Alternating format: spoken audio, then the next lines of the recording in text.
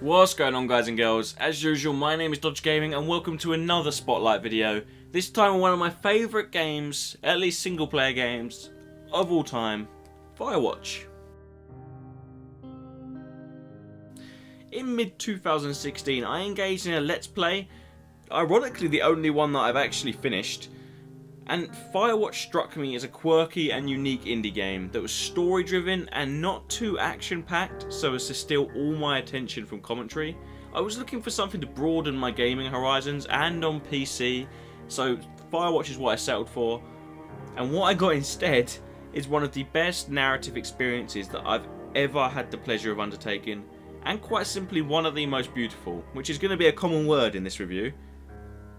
Not only is Firewatch gorgeous to look at, taking the now commonplace cel-shaded graphical style that games like Borderlands and Wolf Among Us have employed, but then using that canvas to build their own beautiful world, it's also beautiful to take in. To breathe in this environment that the developers have clearly poured their love and passion into.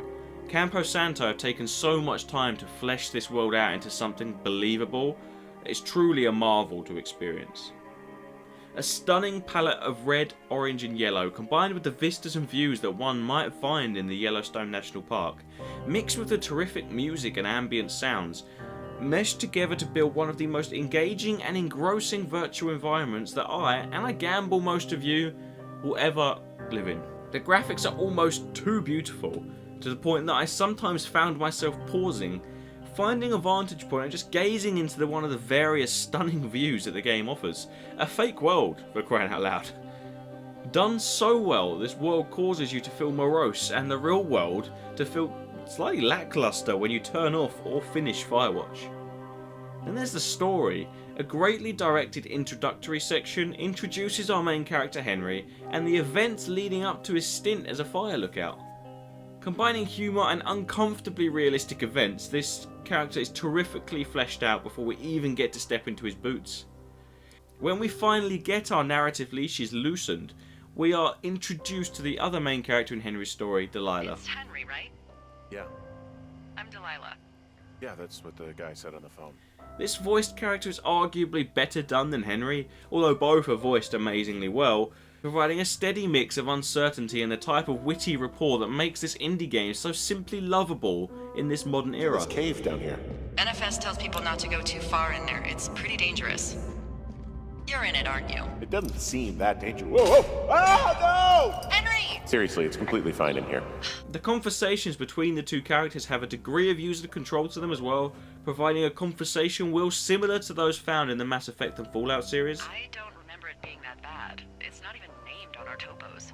See, look, see the little bar, white bar going down to the left of the text. I could just leave this and not go for a witty comeback, but Shitty Boss is going to get me killed. What about Shitty Boss is gonna get me killed Hill? Oh, is that Absorka Indian? Maybe Creek? That's actually English for not in my job description. And such a simple addition causes this game to shift from a linear-ish experience into something that feels entirely your own, like your own personal, private experience. The actual script is great, not too cheesy, great little bites of humour and tidbits of argument and affection that make it feel very human, almost to the point where it could be you in those shoes up in the lookout. You'll find yourself laughing and grinning like a nut when either Henry or Delilah crack a joke, or waiting nervously when the two of them have had a bit of an argument and you're waiting for Delilah to contact you again. The overshadowing plot is something that strongly takes cues from old-fashioned mysteries, forcing you to question exactly what's happening at any one time. That creates a sense of light foreboding and wonder as you work your way through each of Henry's normally menial tasks. 2 young women have been reported missing. You're probably the last person to have seen them. Hey, you kids! Somebody cut the comms. Uncovering key sections of the backstory on what's happening. Now, while it is arguably true that the game's story suffers slightly in the final third, it doesn't take away from the fact that it is one of the most memorable and wondrous that I've ever played through. The gameplay is wonderfully simple, taking the concept of a walking simulator and providing you with enough story-driven motivation to go and explore it at your own pace.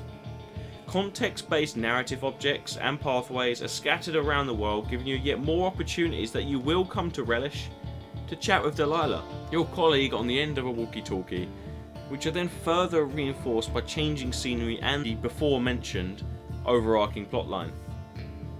Overall, this game is a soft yet sturdy crescendo of emotions and experiences that will touch all but the most stony and cold of gamer hearts. And coming in at 5 to 7 hours, depending on how urgently you play through it, it's not going to take up much of your time either. When I was writing this script, I kept trying to think of genuine downsides to Firewatch, and even a year after I first played it, that surge of emotions that I felt while playing is something that I've yet to match in any release since, and that is the most important factor going into this review. It would truly be a crime if you weren't to play this for yourself, especially now that it's been released on PS4 and Xbox One. Please do yourself a favour and purchase one of the most incredible experiences that I can recommend. That will about do it for this review. I tried to sit down and think of genuinely bad things about this game when writing this review, and I couldn't think of any, so surely that explains why you need to play this game. I hope you enjoyed the video. If you did, then subscribe for more. I bring out these spotlight videos every week. Leave a like if you loved it, and I will see you guys in the next one. Peace! She looked at me and this is what she said. Oh, there ain't no rest for the wicked. Money don't grow on trees. I got bills to pay.